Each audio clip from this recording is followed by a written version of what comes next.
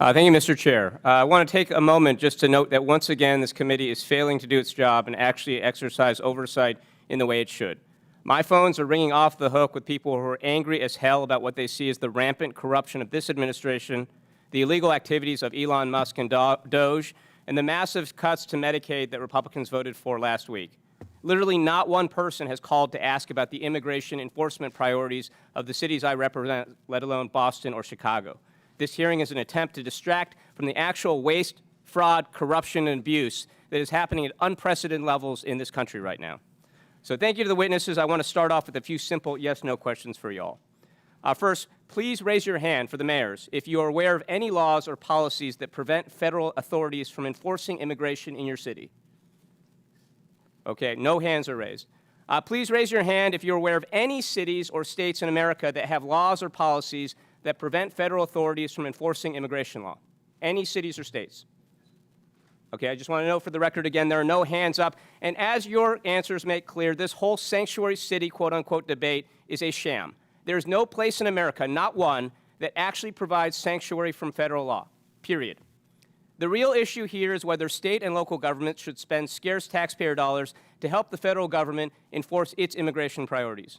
Whether local police should spend their time focused on their actual jobs, keeping our streets safe, apprehending violent criminals, solving crimes, or whether they should be deputized to help enforce federal immigration laws.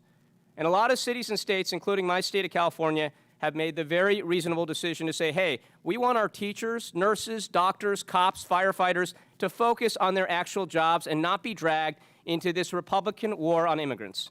And let's be clear, the Republican immigration policies being pushed forward right now are counterproductive and will make us far less safe, something several of our mayors pointed out in their testimony. Look, I support a 100% ban on all illegal border crossings, but the reality is we already have over 10 million people here in this country without proper immigration status, many of whom have been here for decades. And if you have ICE agents patrolling our courthouses, police stations, and hospitals, that means that those undocumented immigrants are not going to go anywhere, but they are going to stop reporting crimes or seeking medical care, and this makes us all less safe from the rapists and murderers out there. Now, recently, my Orange County Sheriff, Don Barnes, a staunch conservative, issued a statement outlining his position on immigration enforcement. And here's what he stated.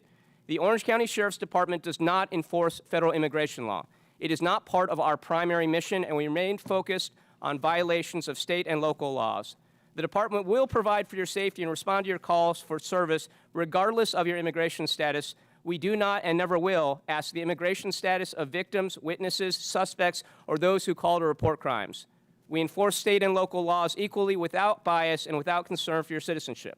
Now, I actually think this is a pretty good summary of what each of you are describing happens in your cities, a situation where the federal government enforces immigration law while states and local authorities enforce state and local laws, and it makes a lot of sense.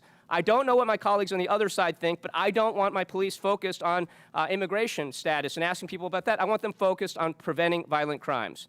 But with that, I want to shift gears to address Mayor Eric Adams.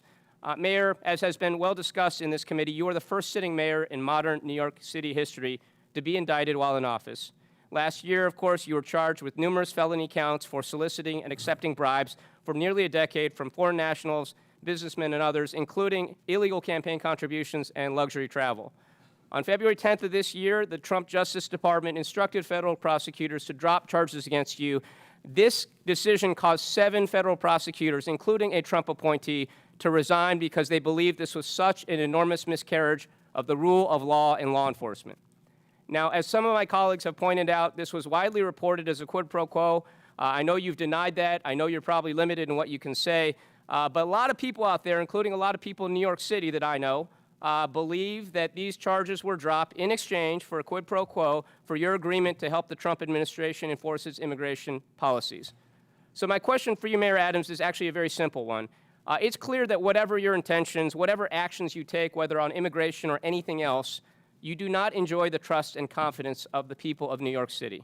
So my question is, why haven't you not resigned yet, and do you plan to resign today or anytime soon? really surprised after you laid out your strong belief in the country It's and a what yes/no we stand question. for, and what we stand for, that Why you are haven't you asking resigned to yet, take Mayor away the Adams? power Why have you of not the resigned people. yet? The It's people not of a the question that gets to city your elected lawyers. me to be Why the have you mayor, not resigned yet? and Please you answer should the not be a question. hypocrite and ask the people of the city power to be reserved for them. Why have you not I resigned was yet? And do elected by you the people of the intend to city, resign anytime and you soon, don't Mayor? live in the Gentleman's city. time's expired. Gentleman's time's expired. Chair